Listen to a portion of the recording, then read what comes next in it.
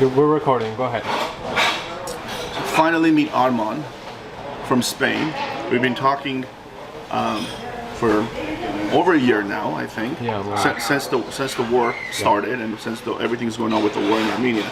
So we became friends online, and finally Arman from Spain is in Los Angeles. So I brought him over to Eden Park in Burbank to have real good American breakfast made by an Armenian family who's owned this place for over 20 years.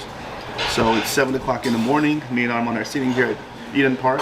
Arman has a flight in about 2 hours to fly out to San Jose. So I pulled out his camera, turned it on, and put me on the spot. And he wants me to talk about. He said, if you had 10 minutes to talk about something related to Armenia, something of importance, what would it be? And I told him the most important thing would be for domestic military production of weapons. Most importantly, funding of current projects, which have been backshelved by the Armenian government since 2014 and 15. We had some of the first drone technology in the region, and because of lack of funding, none of these have become actual tangible projects. And recently there was a military show in Armenia, and on display everybody started posting, there's all these PR campaigns going on that, oh my god, look at all these drones we have. What people don't understand is most of these drones are just facades. They're just you can't even say they're a working sample. They're just not even a prototype. They're just a vision of something that can be, that should be. And I made contact with almost every single company to see, hey, look, is this something of an action?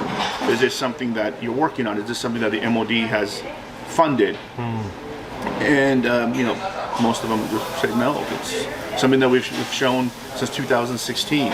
The same show has been going on since 2016, and we've been keep on showing the same crazy drones, and which may even prompted our enemy to attack us, because thinking we have all these advanced weapons. At the end of the day, we all saw it was just a facade, and just big hype and big talk. And one of the companies, I won't say the name, but one of the companies actually has a working, tested, approved loitering munition, which is of the Kamikaze Drones. And I spoke with the owner of the company last week. He was really happy because it passed all the MOD tests. It's been approved by the government, but the government said we don't have the money. We love the product, we love it, it's amazing, but we would love to have 100 of them, but we don't have the money. It's very similar to the Harab drone, loitering munition made by Israel, which is about 850,000 euros. Wow. But this gentleman was able to create a very similar, very effective unit for only $60,000, which, if you look at 100 of them, is about $6 million, which most countries don't have 100 Kamikaze drones because they're very expensive and they're game changers. So if you have anywhere from 100 to 1,000 of these, like a $60 million investment, you would change our negotiating power. Even if you don't use it, just having that arsenal of weapons, especially made domestically, because when you're ordering stuff overseas, especially given our geographical position and geopolitical issues in the area, as we saw with Georgia closing its borders, Iran, is our only friendly, so far, friendly neighbor, an open border. You can rely on international weapon production, international weapons to be delivered to Armenia, especially at a time of war. So it's critical to have that made domestically. So if we were able to have 100 or 1,000 of these, plus on top of that you have other companies in Armenia ready to produce actual, tangible, real hardware, ornaments, that will change the position of our negotiations.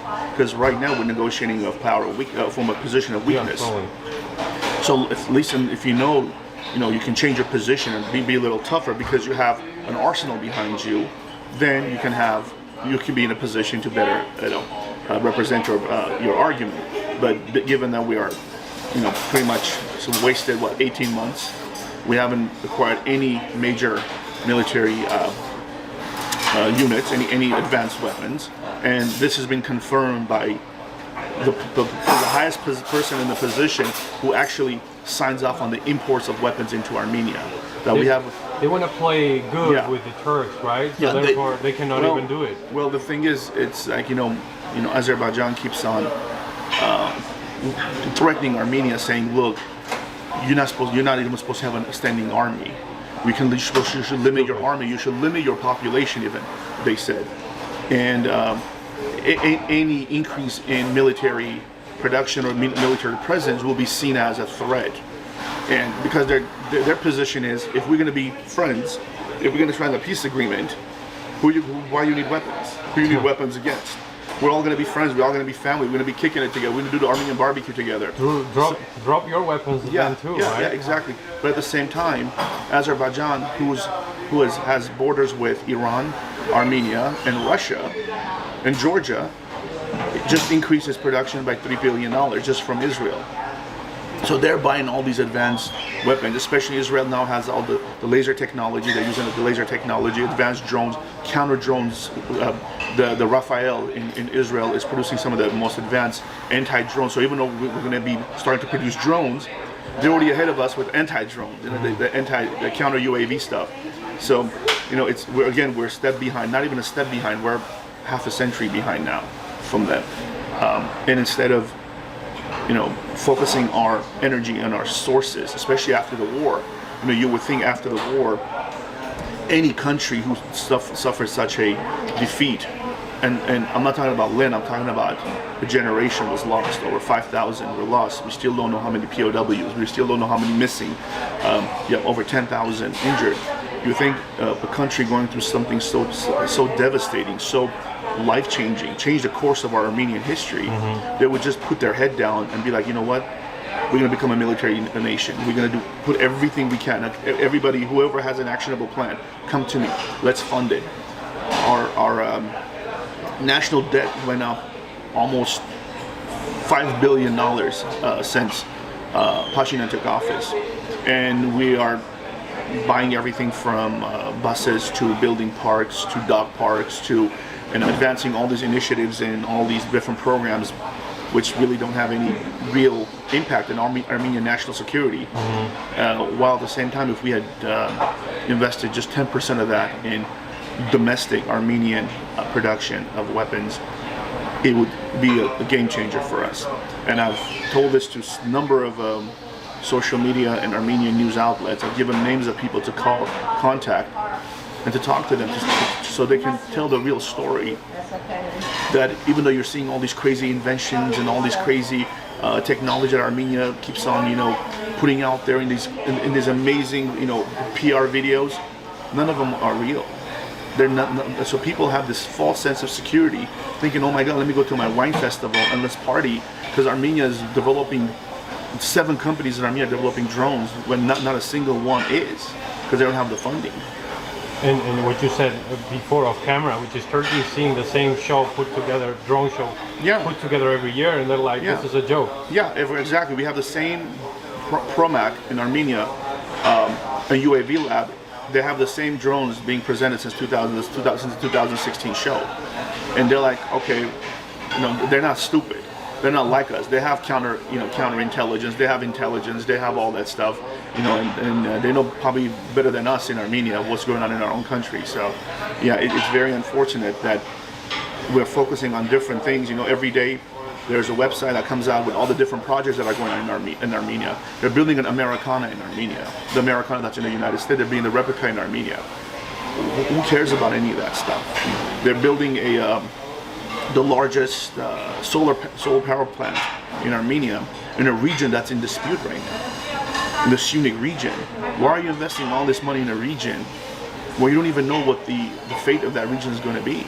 Because you don't have the right tools in place to protect that region. So yeah, investing millions and millions and millions of dollars, just like we did in Artsakh. We invested so much money in Artsakh, in Shushi, in Kelbajar, and all these different regions. Only 20 some years later to give it all to the Azeris. How many hydropower plants did we build that are currently in Azeri territory? 30 out of 37, 30, right? Yeah, 30 out of 37. Yeah. So all that stuff, we're still spending money, and that includes the diaspora. The diaspora organizations, one of them, the largest one is the AMAA. They're just committed to spending another $2 to $5 million building another school in Artsakh. The last two schools they built, one is in Shushi, which was destroyed by Azeris. The other one is Askeran, I believe, and again, it's still in Azeri territory. So why are you putting more money into a project, into a region where you don't even know its fate? So what if you spend all this money again, and like Pashinyan came out last week and said that about 90% of the budget for Artsakh for last year was provided by Armenia. Yeah, it's great, but where is that money going to? Building apartments.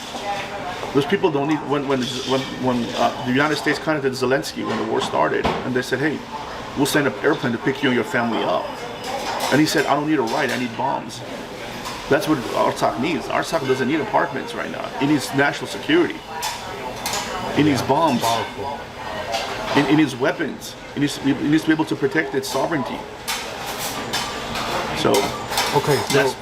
Go ahead. Yeah, I mean, that number one thing for Armenia, which I've been promoting, which I have people in place, I have infrastructure in place, I have the resources in place, is for Armenia to focus on its own domestic military complex.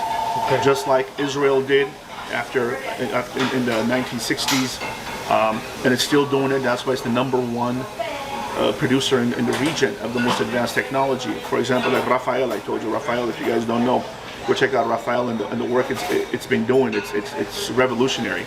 So if we can do the same in Armenia, and we have people who are motivated to do it. We have people who have the technology, the brains.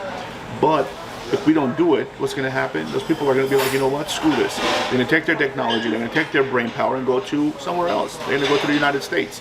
They're going to go to Finland. They're going to go to Spain. They're going to go to anywhere else in the world.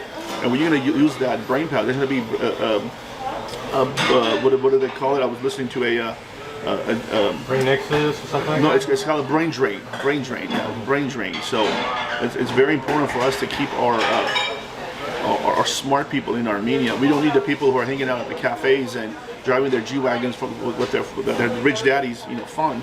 We need the smart kids who are studying in Cambridge. I met a young girl, Armenian girl, studying AI PhD in Cambridge. A PhD in AI in Cambridge University. I mean, that's a person who's going to change the course of history for our people.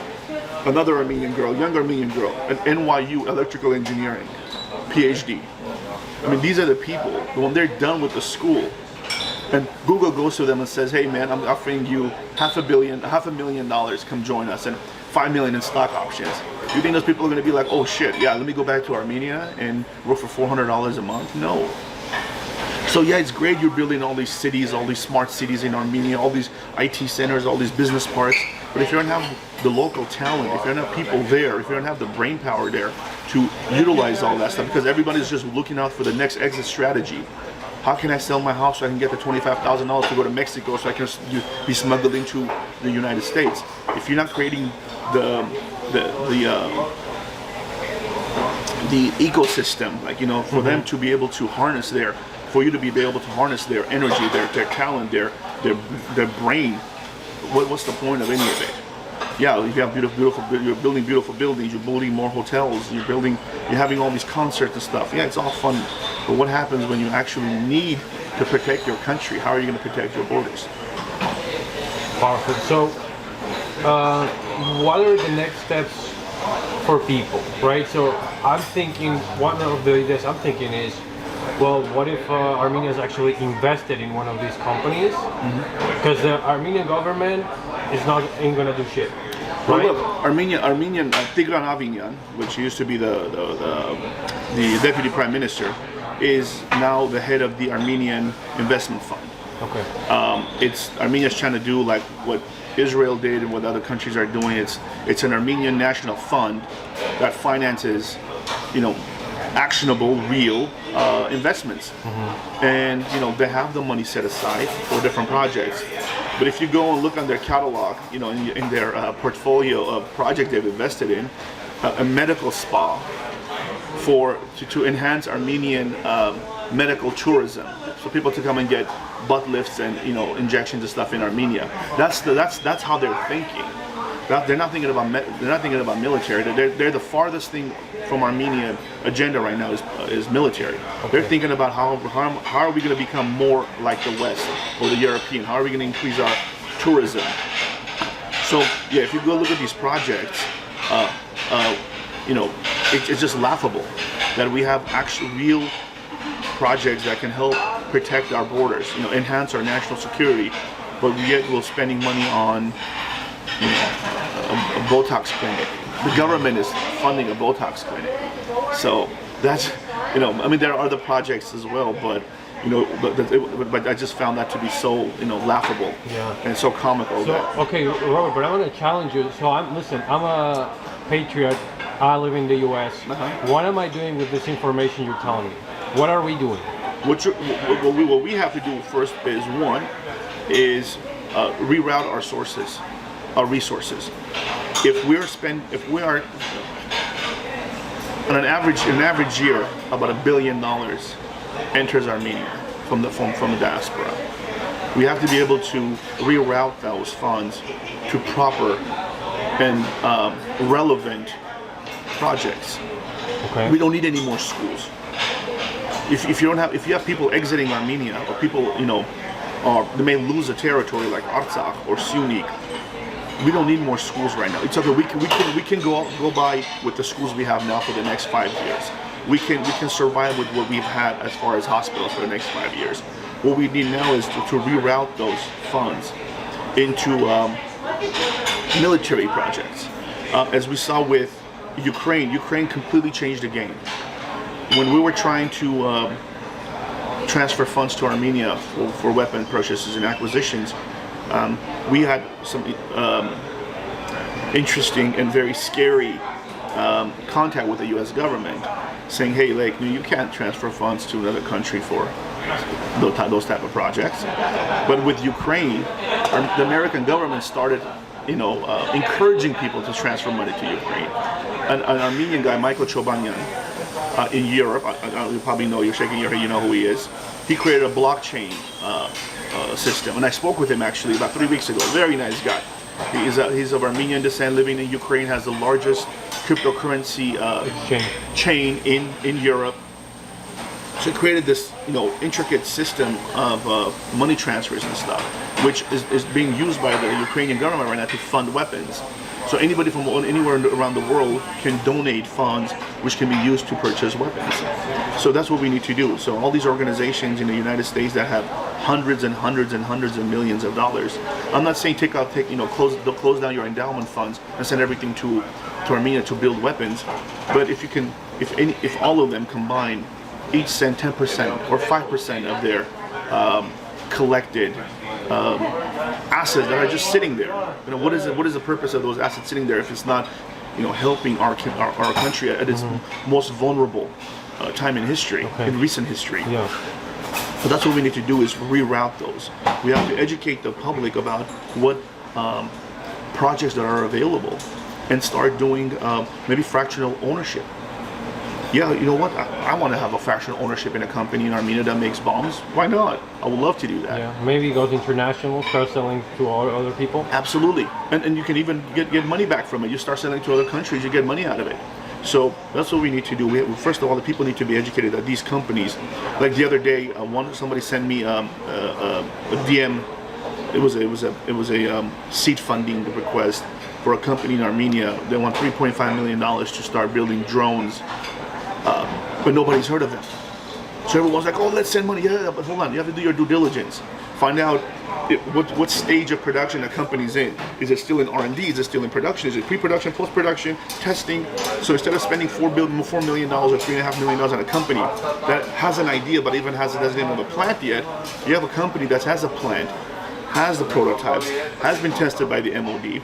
So it's just focusing our energy and resources on projects that are going to actually produce real results for us immediately.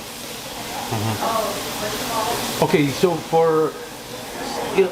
what is one thing that after listening to this video, a Armenian from the diaspora can do And we'll probably have other videos where we actually talk about specific companies and hey, here's what you can do specifically.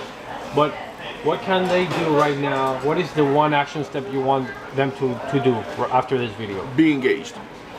That's the number one thing, is to be engaged. If you're not engaged, if you're not invested, then you're not going to help, or you're not going to do anything. I can show you the most prized possession that we can have. But if you're not engaged, if you're not invested, if you're not interested, none of that matters. So the number one thing before anything else, you have to be engaged.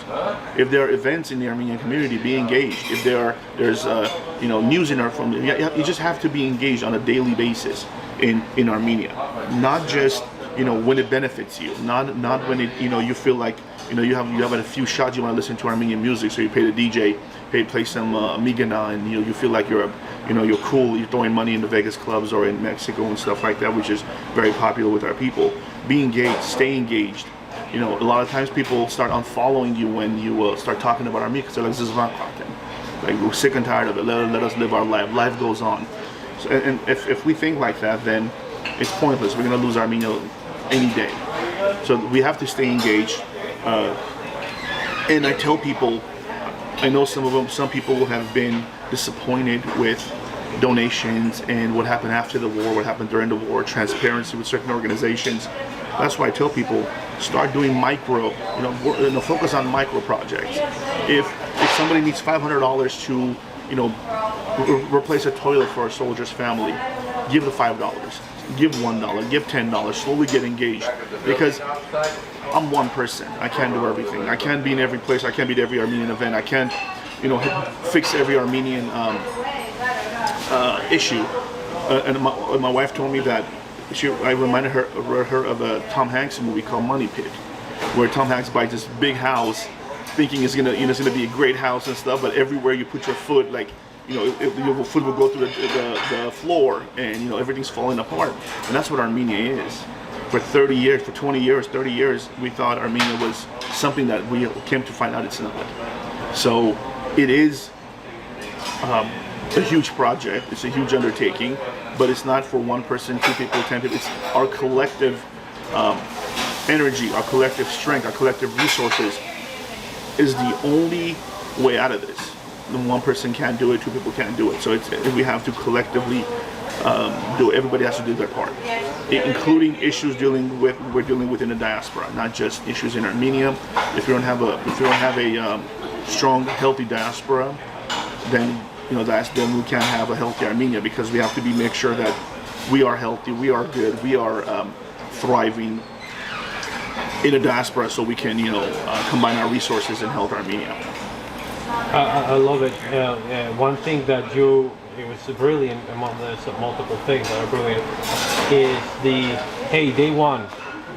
This is day one after the recognition of the genocide, right? Yeah. It's April 24th. Absolutely. Day one, what have you done today? Day two, what have you done today? And it could be as small as anything, right? Absolutely. And what my thing is, I have to do one thing every day that has something to do with Armenia. So for example, yesterday, every day it could be either me talking to a family member of someone who's addicted to drugs. It can be someone talking to somebody in Armenia who has questions about the United States. It can be an Armenian guy who just graduated. I'm very proud of him. He just graduated from USC. He wanted me to read his paper, give him feedback. It can be somebody who is an Armenian girl who was applying to medical school. She wanted me to look at her resume and her mission statement. Just anything to do just to keep you connected, engaged.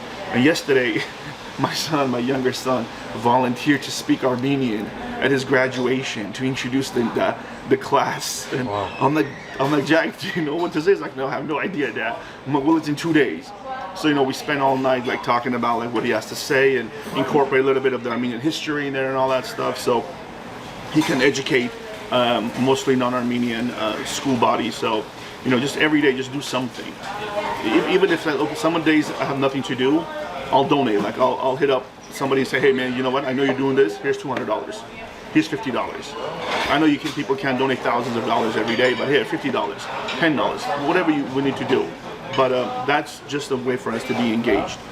Even if you just have to open up Google and just type in what's happening in Armenia today and read the news and be engaged with what's happening in Armenia, that's critical. We have to have that bond with our cause, with our country.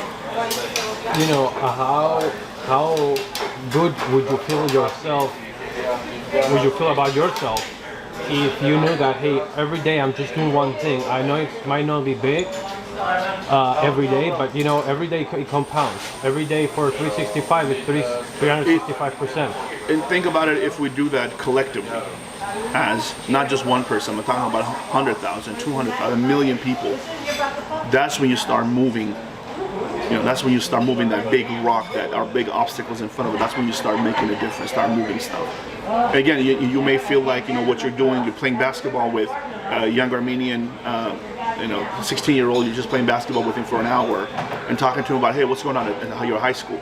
The other day, all I did was just play basketball with a young kid, just talking about what's happening in high school. And they're telling me, oh, there's fights with the Hispanics and stuff, and I started giving them something about, hey, look, we grew up during that era in Glendale when there was that thing. So I, give them some of my life experiences and stuff. So just anything that just keeps you engaged. The worst thing we can do is be disengaged, and a lot of times it gets really difficult because in our community we have Albert Einstein has a very interesting story.